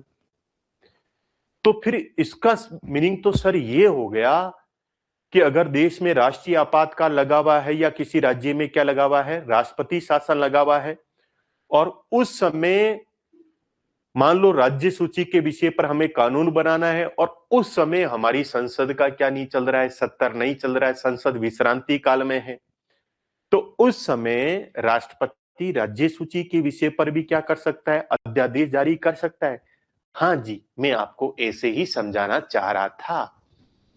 क्या पॉइंट क्या है? पॉइंट यह है कि देश में राष्ट्रीय आपातकाल की स्थिति में तथा राष्ट्रपति शासन की स्थिति में जो राष्ट्रपति है वो राज्य सूची के विषय पर भी अध्यादेश जारी कर सकता है। तब जारी करेगा जब संसद का क्या नहीं चल रहा है बताओ? सत्तर है, नहीं चल रहा है। बड़ा महत्वपूर्ण पॉइंट था ये वाला, है ना। सबसे फेवरेट जो पॉइंट है इनमें से मेरा जो फेवरेट पॉइंट ये क्या कि राष्ट्रपति के अध्यादेश प्रख्यापित करने की शक्ति का विस्तार संसद की विधायी शक्ति तक होगा, अर्थात कौन कहां तक नहीं होगा? संविधायी शक्ति तक नहीं होगा। इसीलिए याद रखना है, राष्ट्रपति संविधान संशोधन विधेयक पर अध्यादेश जारी नहीं कर सकता है, केवल साधारण विधि के विषय पर ही अध्यादेश जारी कर सकता है। और विधायी शक्ति की मैं बात करूं तो राष्ट्रपति संघ सूची, समवर्ती सूची और अवशिष्ट सूची के विषय पर अध्यादेश जारी कर सकता है। लेकिन अगर किसी देश में आर्टिकल 352 या किसी राज्य में आर्टिकल 356 का प्रयोग हो रखा है, तो ऐसी स्थिति में जो राष्ट्रपति है राज्य सूची के विषय पर भी क्या कर सकता है? अध्यादेश जारी कर सकता है। जब वहां पे क्या नहीं चल रहा है बताओ? उसमें सत्तर है, नहीं चल रहा है। कहां सत्तर नहीं चल रहा है? संसद का सत्तर नहीं चल रहा है। ओके, ये 5 पॉइंट हुए। बड़े अगले पॉइंट की ओर बढ़ना ही पड़ेगा, कोई चारा ही नहीं और। तो पॉइंट नंबर 6, पॉइंट नंबर 6 क्या कहता है कि एक आर्टिकल 13(3) पढ़ाता हूं मैं। मूल अधिकार में हम 13(3) पढ़ते हैं। तो आर्टिकल 13(3) में विधि के बारे में बताया गया कि विधि में क्या क्या शामिल है, क्या क्या नहीं शामिल है। और इसमें लिखा है आदेश, आदेश, अध्यादेश, अधिसूचना, है ना। फिर लिखा है नियम, नियम, विनियम, विनियम और उपनियम। फिर ऐसी रूढ़ियां एवं ऐसी प्रथाएं जो विधि का प्रभाव रखती है। ऐसे 8 बातें लिखी हुई, लेकिन इन 8 में से यहां पे हमको एक उठाना है। क्या क्या आर्टिकल 13(3) में उल्लेखित जो विधि है क्या उसमें अध्यादेश शामिल है क्या? बिल्कुल सर, आर्टिकल 13 में उल्लेखित विधि में, उल्लेखित विधि में क्या है बताओ? अध्यादेश भी शामिल है। क्या है? अध्यादेश भी शामिल है। अब आप में से आर्टिकल 13(2) की लैंग्वेज क्या किसको याद है? आर्टिकल 13(2) क्या कहता है कि राज्य के द्वारा ऐसी विधि का निर्माण नहीं किया जाएगा जो हमारे मूल अधिकारों को क्या करे बताओ, सीमित करे या हमारे मूल अधिकारों का उल्लंघन करे। यदि राज्य ने ऐसी विधि का निर्माण कर दिया तो उस विधि का जितना भाग हमारे मूल अधिकारों का क्या कर रही है, उल्लंघन कर रही है, तो विधि का उतना भाग क्या हो जाएगा, शून्य हो जाएगा, वॉइड हो जाएगा। पूरी विधि नहीं, उस विधि का जितना भाग हमारे मूल अधिकारों का क्या कर रहा था बताओ, उल्लंघन कर रहा था, उतना भाग क्या हो जाएगा, शून्य हो जाएगा। इसका मीनिंग क्या हुआ? इसका मीनिंग आर्टिकल 13(2) में अगर मैं राज्य के द्वारा ऐसी विधि जारी नहीं की जाएगी, उसकी जगह में क्या लिख दूं कि राज्य में कौन आता है, राष्ट्रपति भी आता है, यहाँ राज्य में यहाँ कौन आता है, राज्यपाल भी आता है। तो राष्ट्रपति एवं राज्यपाल के द्वारा ऐसी विधि का निर्माण नहीं किया जाएगा। ऐसी विधि की जगह में क्या लिख दूं बताओ, ऐसा अध्यादेश प्रख्यापित नहीं किया जाएगा जो हमारे फंडामेंटल राइट्स का क्या करे बताओ, हमारे फंडामेंटल राइट्स को क्या करे बताओ, सीमित करे। और अगर हमारे फंडामेंटल राइट्स को सीमित करे या हमारे फंडामेंटल राइट्स का क्या करे बताओ, उल्लंघन करे, तो उस अध्यादेश या उस ऑर्डिनेंस का जितना भाग हमारे मूल अधिकारों का क्या कर रहा है बताओ, उल्लंघन कर रहा है, उसका उतना भाग सर्वोच्च न्यायालय के द्वारा या न्यायपालिका के द्वारा क्या घोषित कर दिया जाएगा, शून्य घोषित कर दिया जाएगा। क्या नोट्स में क्या लिखा हुआ है कि राष्ट्रपति के द्वारा एक ऐसा अध्यादेश जारी नहीं किया जाएगा जो हमारे मूल अधिकारों का क्या करे बताओ, उल्लंघन करे। और यदि राष्ट्रपति ने ऐसा अध्यादेश क्या कर दिया बताओ, जारी कर दिया, तो न्यायपालिका क्या करेगी, उस अध्यादेश के उतने भाग को शून्य घोषित कर देगी जितना भाग हमारे मूल अधिकारों का क्या कर रहा है बताओ, उल्लंघन कर रहा है। इसका मीनिंग सर हमको एक बात समझ में आ रही है। क्या समझ में आ रही है? इसका मीनिंग तो ये हो सकता है सर, फिर राष्ट्रपति ने जो अध्यादेश जारी किया ना, राष्ट्रपति ने क्या जारी किया बताओ, अध्यादेश, और उस अध्यादेश में ऐसे प्रोविजन हो गए हमारे जो फंडामेंटल राइट्स का क्या कर रहे हैं बताओ, उल्लंघन कर रहे हैं। तो इसका मीनिंग सर आप ये हमें बताना चाह रहे हो कि इस अध्यादेश की तो न्यायपालिका क्या कर लेगी बताओ, जांच कर लेगी। न्यायपालिका की क्या कर लेगी, न्यायपालिका इसकी क्या कर लेगी बताओ, जांच कर लेगी। अगर न्यायपालिका इसकी जांच कर लेगी तो इसको तो हम ये बोल सकते हैं कि न्यायपालिका अध्यादेश का क्या कर सकती है बताओ, न्यायिक पुनरावलोकन कर सकती है या क्या कर सकती है बताओ, जुडिशियल रिव्यू कर सकती है। क्या सर आप ऐसा ही बताना चाह रहे हैं? जी मैं ऐसा ही बताना चाह रहा हूं। क्या कि यहां प्रोविजन पढ़ने पर हमें ये लगता है कि हमारे ओरिजिनल कॉन्स्टिट्यूशन की भावना में ये निहित था कि राष्ट्रपति एवं राज्यपाल द्वारा जो जारी अध्यादेश हैं उनका क्या किया जा सकता है बताओ, जुडिशियल रिव्यू किया जा सकता है, न्यायिक पुनरावलोकन किया जा सकता है। आगे सुप्रीम कोर्ट भी है ना, हम जब वर्डिक्ट पढ़ेंगे तो उसमें भी सुप्रीम कोर्ट ने बोला है कि भाई जो अध्यादेश है उन अध्यादेशों का क्या हो सकता है, न्यायिक पुनरावलोकन हो सकता है, जुडिशियल रिव्यू हो सकता है। किसके आधार पर? ऐसा कोई आदेश जारी नहीं करेंगे जिससे फंडामेंटल राइट्स का क्या हो बताओ, उल्लंघन हो। कल को राष्ट्रपति ऐसा अध्यादेश भी जारी कर दे जो किससे संबंधित है बताओ, संविधान संशोधन विधेयक से संबंधित है। राष्ट्रपति को सुप्रीम कोर्ट क्या बोलेगा, भाई एडी सर के नोट्स तो पढ़ ले एक बार, उसमें लिखा है कि तो तेरी जो संविधान ये अध्यादेश प्रख्यापित करने की शक्ति है उसका विस्तार तो केवल विधायी शक्ति तक है, और तू कहां तक जा रहा है, संविधायी शक्ति तक। तो सुप्रीम कोर्ट बताओ उस अध्यादेश को क्या कर देगा बताओ, शून्य घोषित कर देगा। शून्य घोषित कर देगा मतलब उसको क्या बता देगा बताओ, वॉइड बता देगा। ठीक बात है सर। इसका मीनिंग है कल को राष्ट्रपति को ऐसी इच्छा हो जाए, संसद का 70 ही चल रहा है तब भी अध्यादेश जारी कर दे, चिंता नहीं करनी है ना, ऐसा नहीं करेगा। संविधान के परिरक्षण, संरक्षण और प्रतिरक्षण की शपथ ले रखी है, फिर भी कर देगा।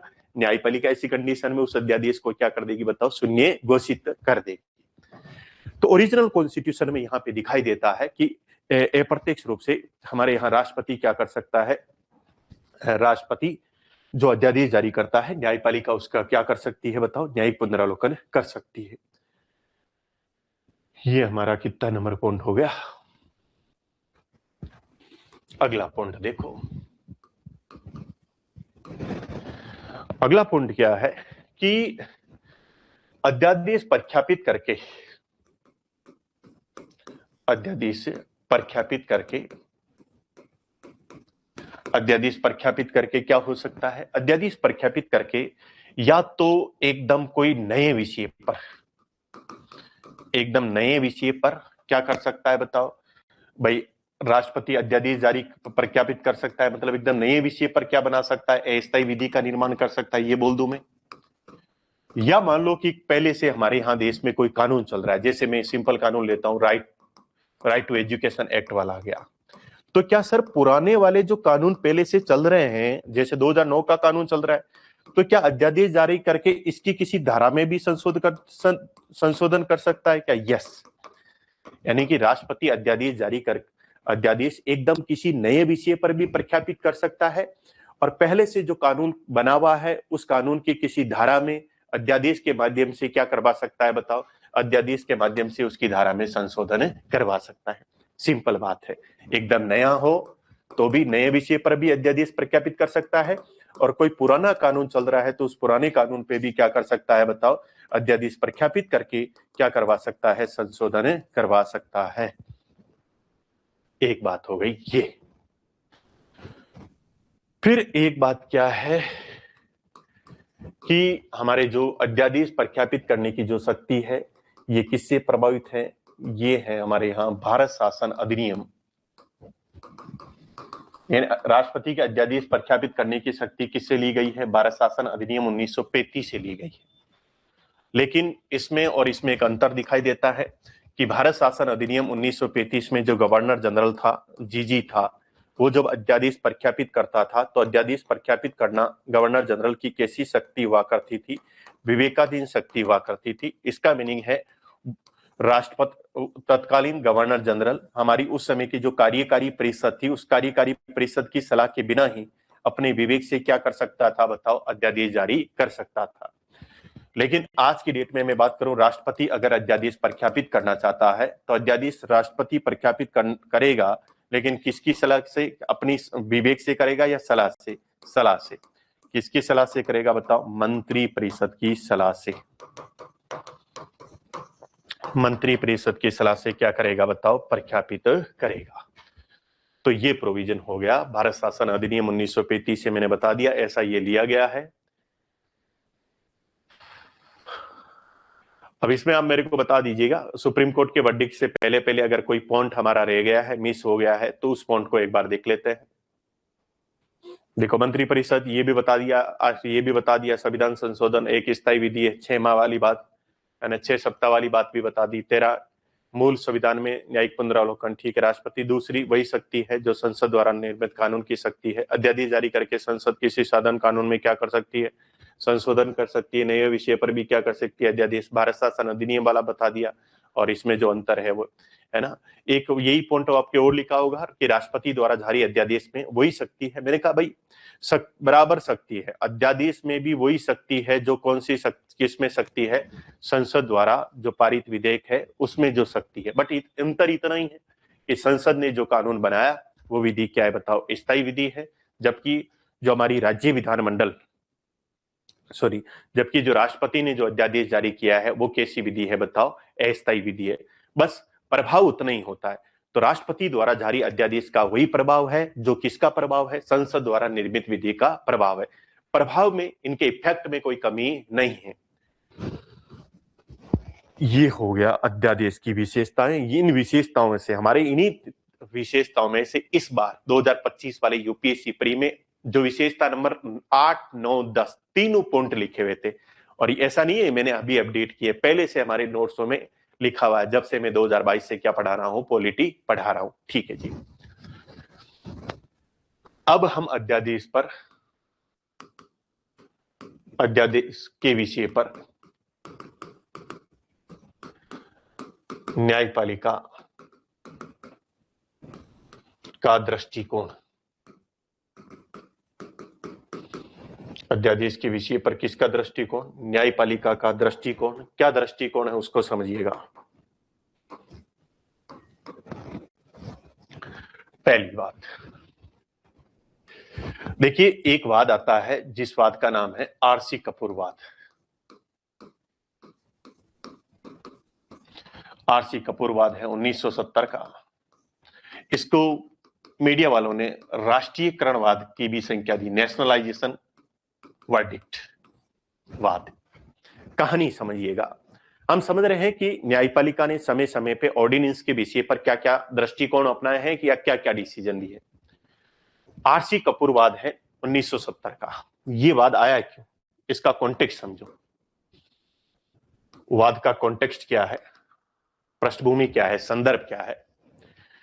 देखिए, 1969 में इंदिरा गांधी की सरकार ने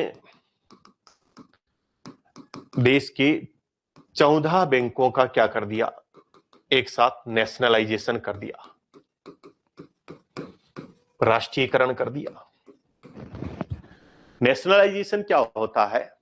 नेशनलाइजेशन का सिंपल मीनिंग है कि मान लीजिए ये 14 बैंक किसी निजी व्यक्ति के थे या कोई प्राइवेट इंस्टीट्यूट के थे या प्राइवेट कंपनी के थे, और राष्ट्रीयकरण का मतलब होता है अब इन बैंकों का मालिक कौन हो जाएगा? सरकार हो जाएगा।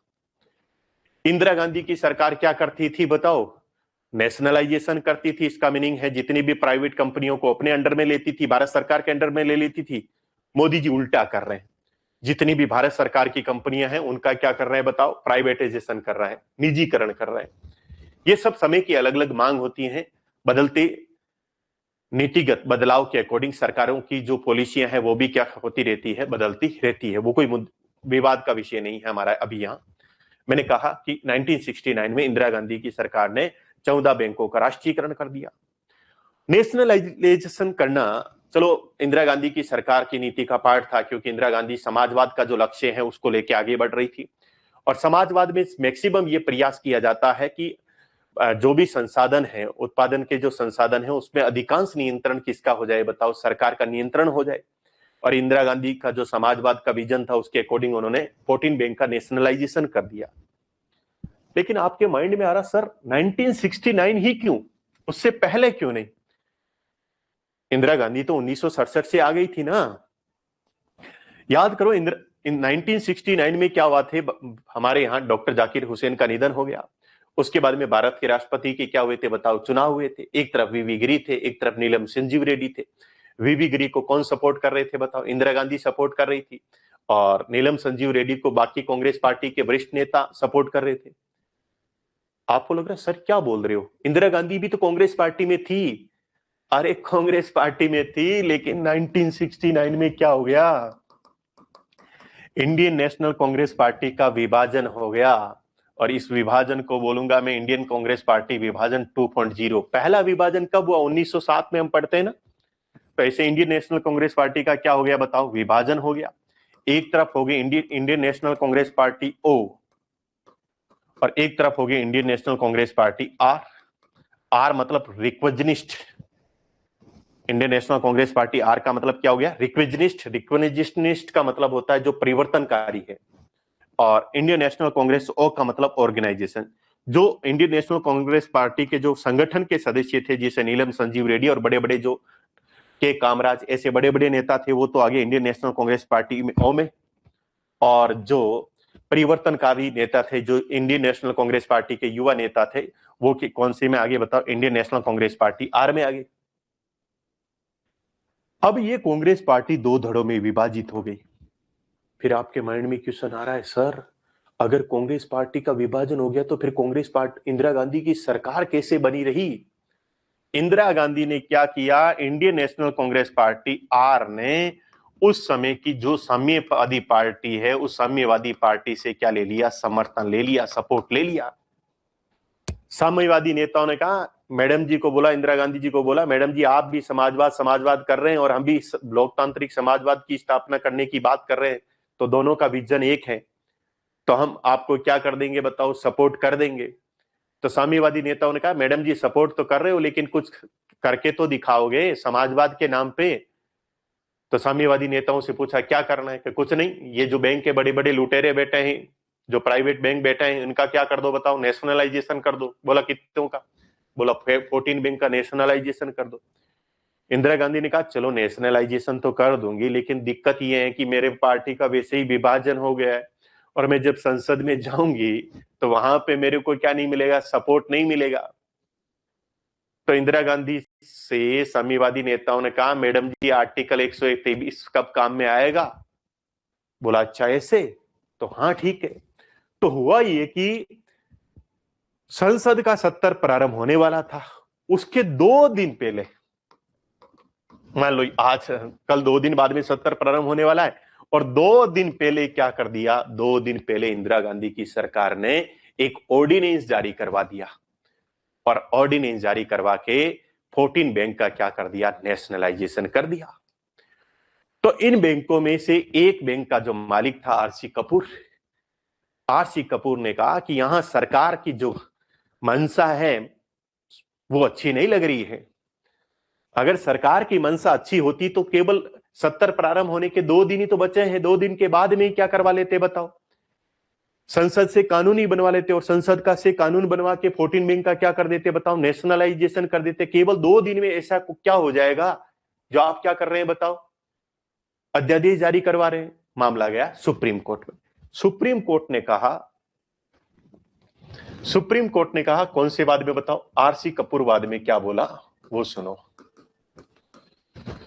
आरसी कपूर वाद में सुप्रीम कोर्ट ने बोला कि देखो पहली बात है कि तुमने कहा कि अध्यादेश तब जारी होगा जब संसद विश्रांति काल में है, ये बात सही है, ये बात सही है, और यहां कोई दिक्कत वाली बात नहीं है। उस दिन संसद का सत्र नहीं चल रहा था जिस दिन 14 बैंकों का राष्ट्रीयकरण का अध्यादेश जारी किया गया था, क्योंकि 2 दिन बाद में सत्र प्रारंभ होने वाला था ना। दूसरा बात मैंने क्या लिखा था कि राष्ट्रपति को इस बात का समाधान हो जाए, राष्ट्रपति को इस बात का समाधान हो जाए, सेटिस्फेक्शन हो जाए। किसको सेटिस्फेक्शन हो जाए?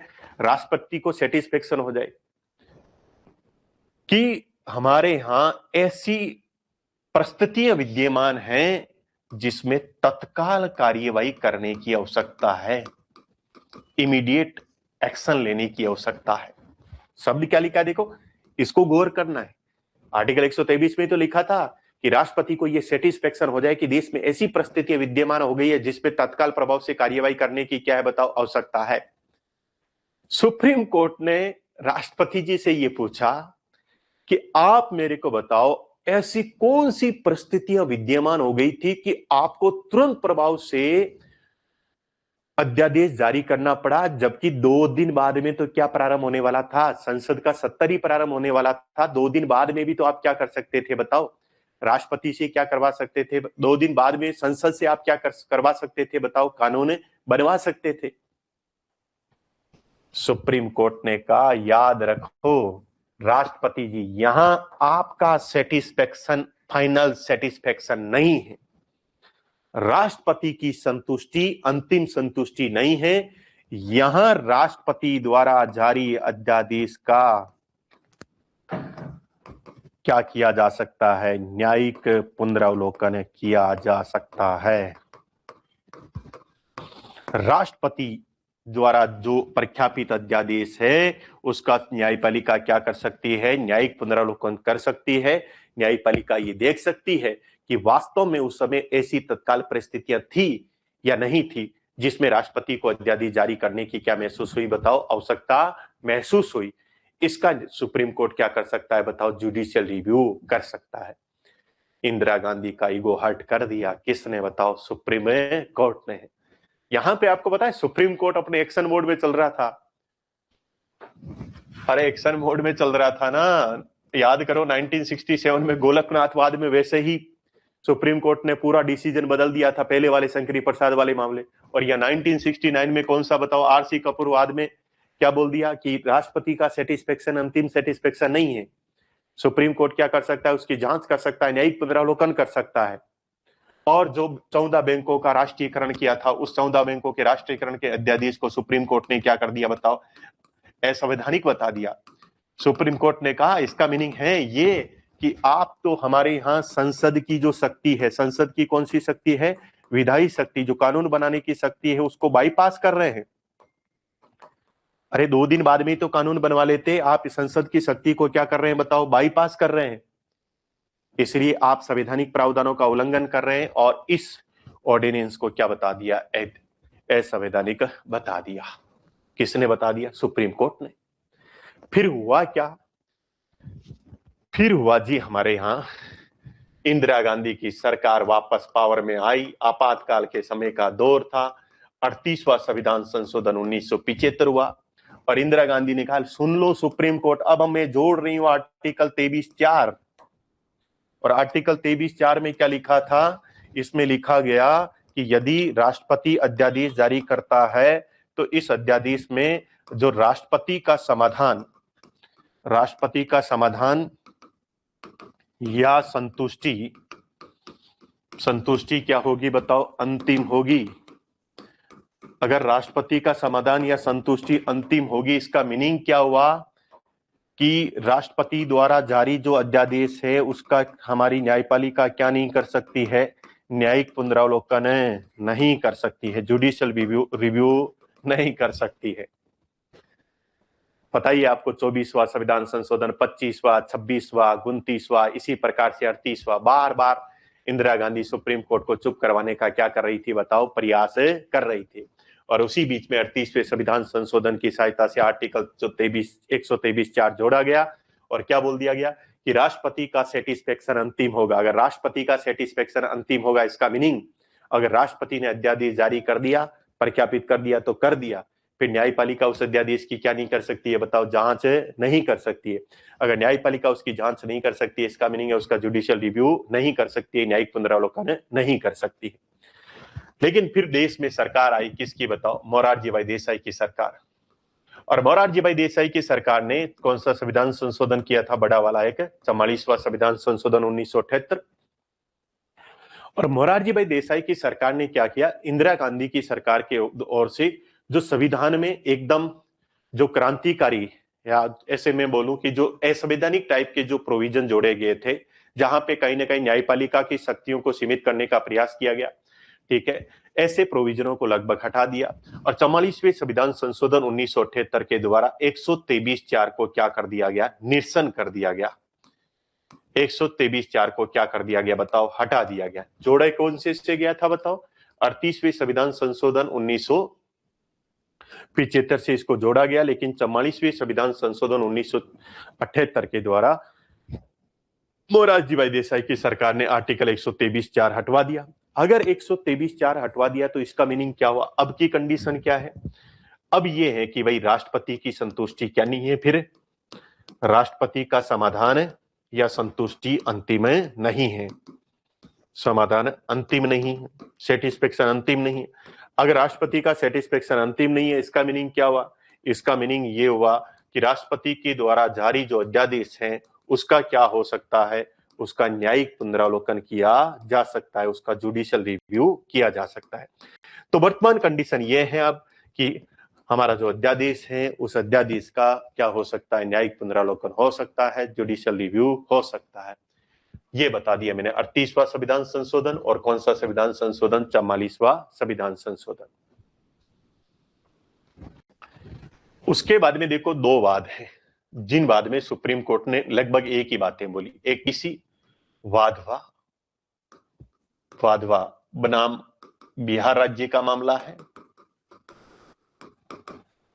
1987, और एक करसन कुमार बनाम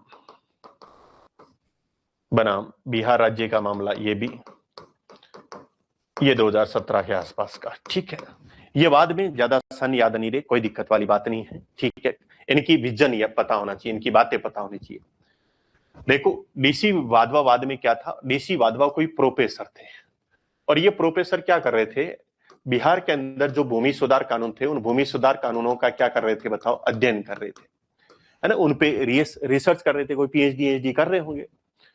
तो इन्होंने क्या देखा कि बिहार सरकार ने क्या किया, एक ही विषय पर जो भूमि सुधार कानून है उनके संबंध में बार बार क्या बनाई बताओ? कानून बनाए, सॉरी अध्यादेश जारी करवाए। कैसे? जैसे मान लो कि यहां संसद का सत्र नहीं चल रहा है, तो संसद का सत्र नहीं चल रहा है तो आपको पता है कि क्या जारी कर सकते हैं, बताओ, अध्यादेश जारी कर सकते हैं। तो यहां मान लो अध्यादेश जारी कर दिया, ठीक है। और फिर क्या करती थी बिहार की सरकार, जैसे ही राज्य विधानमंडल का वहां पे सत्र प्रारंभ होने वाला रहता था, उससे 2 दिन पहले उस अध्यादेश को वापस ले लेती थी। फिर जब राज्य विधानमंडल का सत्र चल रहा है तब तो अध्यादेश जारी नहीं कर सकते हैं। फिर जैसे राज्य विधानमंडल का सत्र समाप्त होता था, दूसरे दिन वहां के राज्यपाल से वापस से क्या जारी करवा देते थे, बताओ, अध्यादेश। और पता चला एक ही विषय पर ऐसे बार बार क्या जारी किया गया, बताओ, अध्यादेश जारी किया गया। तो ऐसी कंडीशन में सुप्रीम कोर्ट ने क्या कहा, सुप्रीम कोर्ट ने कहा एक ही विषय पर बार बार अध्यादेश जारी करना, बार बार क्या जारी करना, बताओ, अध्यादेश जारी करना क्या है, बताओ, असंवैधानिक है। एक ही विषय पर बार बार अध्यादेश जारी करना क्या, बताओ, असंवैधानिक है। क्यों है? क्योंकि अगर एक ही विषय पर आप बार बार अध्यादेश जारी करोगे तो आप क्या कर रहे हैं, बताओ, संसद की शक्तियों का क्या कर रहे हैं, बताओ, अतिक्रमण कर रहे हैं। भाई संसद की शक्तियों का अतिक्रमण कैसे कर रहे हैं कि संसद के पास में क्या है, बताओ, विधि बनाने की शक्ति है, यानी विधायी शक्ति है। अगर ऐसे विधायी या पूरे कानून राष्ट्रपति और राज्यपाल ही बनाते रहे, अध्यादेश जारी करते रहे, तो फिर तो संसद और राज्य विधानमंडल को आपने बनाया ही क्यों? अरे विधि बनाने की शक्ति तो संसद और राज्य विधानमंडल के पास है ना। ये तो हमने आपातकालीन स्थिति में राष्ट्रपति और राज्यपाल को क्या दिया है, बताओ, अध्यादेश जारी करने की शक्ति का प्रयोग का प्रोविजन किया है।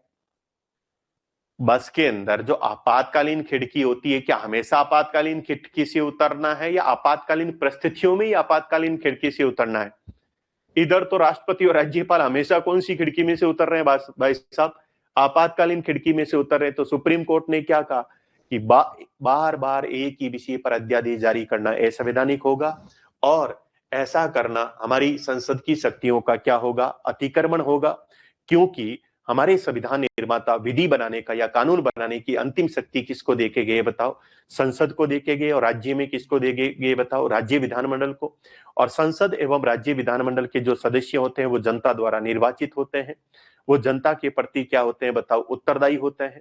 तो अगर ऐसे बार बार अगर आप राष्ट्रपति और राज्यपाल से अध्यादेश जारी करवाते रहे तो हमारे यहाँ जो शासन में जो उत्तरदायित्व की भावना है, उस उत्तरदायित्व की भावना में भी क्या आएगी, बताओ, कमी आएगी।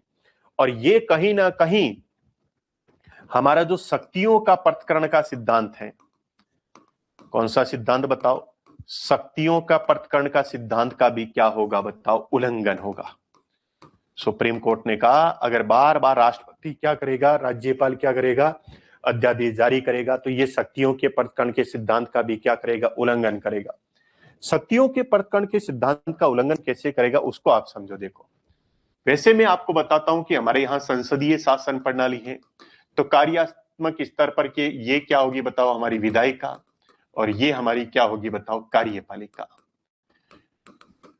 हमारी विधायिका एवं कार्यपालिका में संरचनात्मक स्तर पर, कौन से स्तर पर, संरचनात्मक स्तर पर क्या दिखाई देता है, शक्तियों का समन्वय दिखाई देता है। शक्तियों का समन्वय क्यों दिखाई देता है? क्योंकि मोदी जी क्या है, बताओ, कार्यपालिका के सदस्य हैं, इसके अलावा लोकसभा के भी सदस्य हैं। तो इसका मीनिंग है संरचनात्मक स्तर पर कार्यपालिका और विधायिका में क्या हो गया, बताओ, समन्वय हो गया। उसी प्रकार से मेरे को बताओ अमित शाह की मैं बात करूं तो अमित शाह क्या है, बताओ, गृह मंत्री है, तो गृह मंत्री है तो किसके सदस्य हो गए, बताओ, कार्यपालिका के। और साथ में बताओ वो किसके सदस्य है, बताओ, लोकसभा के, तो विधायिका के सदस्य भी। तो संरचनात्मक स्तर पे तो हमारे यहाँ विधायिका एवं कार्यपालिका के बीच में शक्तियों का समन्वय पाया जाता है।